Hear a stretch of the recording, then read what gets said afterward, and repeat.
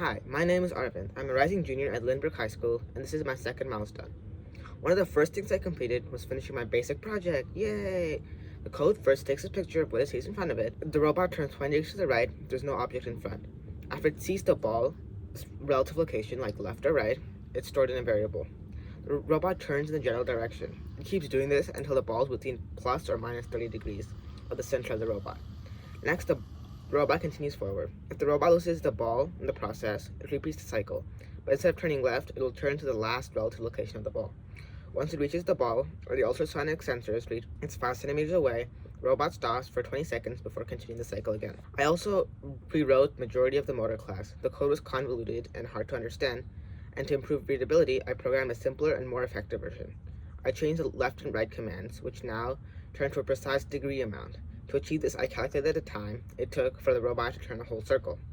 This allowed me to find a ratio that I could use to turn the robot a specific amount. I discovered the ratio was not equal for turning left and turning right. I overcame this issue by finding two ratios for left and right. I also finished designing the mount. One key feature I'm proud of is the lightening of the mount space. This allowed me to use less filament while also keeping most of the structural integrity. I added easy-to-access windows in the design. Then it was ready to print. I was not patient at all.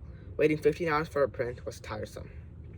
Once done, I realized the pie didn't fit inside, nor did the battery bay. I went back to the design and made everything a bit bigger, double-checked the measurements twice, and got it ready to print, hopefully for the last time.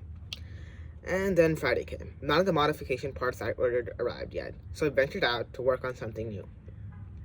Using previous knowledge of Flask and my favorite web framework, Next.js, I can stream and control the robot through a web page. To stream a video, I first capture the frame, then encoded it using OpenCV's im-encode function. I convert the encoded image into bytes and then stream the image on the server.